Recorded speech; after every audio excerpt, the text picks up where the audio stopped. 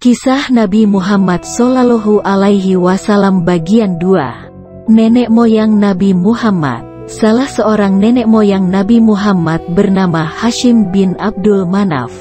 Ia adalah pemuka masyarakat dan orang yang berkecukupan. Masyarakat Mekah mematuhi dan menghormatinya. Wahai penduduk Mekah, aku membagi perjalanan kalian menurut musim. Jika musim dingin tiba, pergilah berdagang ke Yaman yang hangat. Jika musim panas, giliran kalian pergi ke Syam yang sejuk. Demikian keputusan Hashim. Hashim tambah disayangi penduduk Mekah karena pada suatu musim kemarau yang mencekam, ia pernah membawa persediaan makanan dari tempat yang jauh. Padahal, saat itu makanan amat sulit didapat. Terima kasih, wahai Hashim. Engkau menolong kami dengan pemberian makanan ini, seru penduduk Mekah. Di bawah kepemimpinan Hashim, Mekah berkembang menjadi pusat perdagangan yang makmur. Pasar-pasar didirikan sebagai tempat berniaga kafilah-kafilah dagang yang datang dan pergi silih berganti, baik pada musim panas maupun pada musim dingin. Demikian pandainya penduduk Mekah berdagang, sampai-sampai tidak ada pihak lain yang mampu menyaingi mereka. Akan tetapi, di samping kemajuan yang besar itu, masyarakat Arab juga mengalami kemunduran luar biasa. Itulah sebabnya mereka dijuluki masyarakat jahiliyah alias masyarakat yang diliputi kebodohan. Itulah juga sebabnya sampai Allah mengutus Rasul terakhirnya di tempat ini.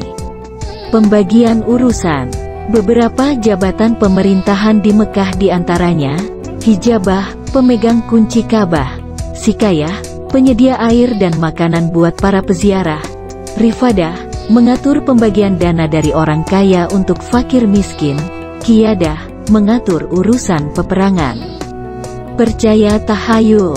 Oh, tidak, burung itu terbang ke kiri. Aku pasti akan tertimpa sial, umpat seseorang. Orang itu kebetulan melihat seekor burung yang terbang di atas kepalanya berbelok ke arah kiri. Sepanjang hari itu, dia jadi murung karena yakin bahwa dia bernasib sial walaupun belum tahu kesialan macam apa yang akan menimpanya. Orang-orang Arab pada masa jahiliyah amat percaya pada tahayul. Contohnya, mereka percaya jika burung yang mereka lihat terbang ke kiri, nasib sial akan menimpa mereka. Sebaliknya jika burung kebetulan terbang ke kanan, nasib baik akan datang. Kepercayaan semacam ini disebut at-tatoyur. Selain itu, mereka percaya bahwa jika seseorang mati, rohnya akan menjadi burung. Mereka juga percaya bahwa di dalam perut manusia ada ular. Ular inilah yang menggigit di dalam perut sehingga orang merasa lapar. Lihat cincin tembagaku ini, kata seorang kepada temannya dengan bangga. Cincin ini adalah pemberian seorang dukun kepadaku. Tidak sia-sia aku memberinya uang banyak agar membuatkan cincin ini. Jangan coba-coba menantangku berkelahi sekarang. Berkat cincin ini, aku merasa jauh lebih kuat. Masih banyak kebodohan serupa yang mereka perlihatkan. Mereka juga amat taat menyembah berhala-berhala berbentuk patung. Jika mereka meminta pertolongan kepada berhala, tidak segan-segan mereka mengorbankan binatang ternak dan mengoleskan darahnya di tubuh berhala. Bahkan mereka terkadang sampai hati mengorbankan anak-anaknya sendiri demi mengharap keridaan berhala.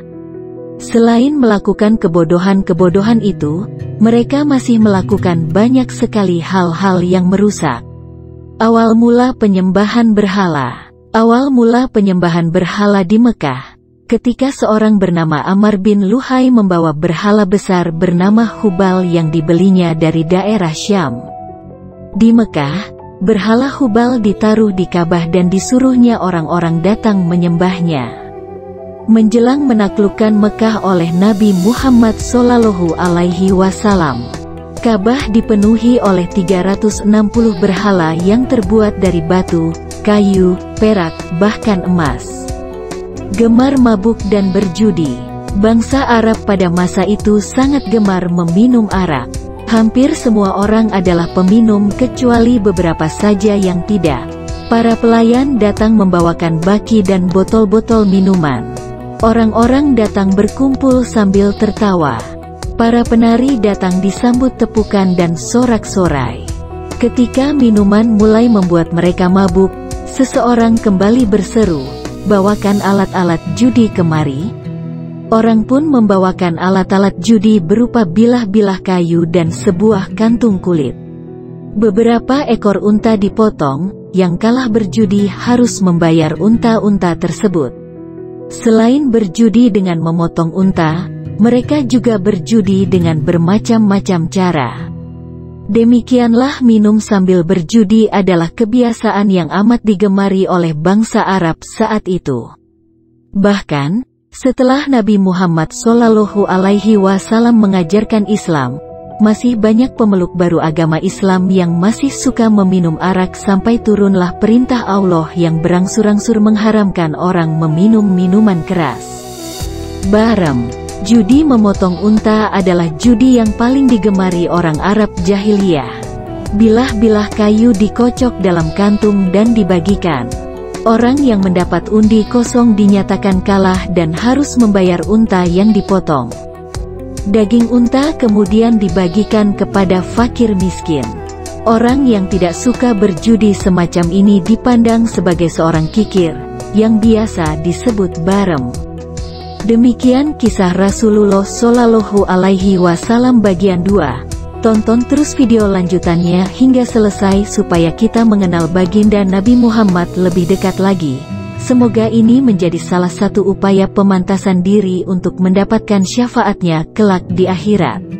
Tentunya tidak hanya mengenal kepribadian Rasulullah, tapi juga melaksanakan perintah Allah dan Rasul-Nya serta menjauhkan diri dari perbuatan dosa.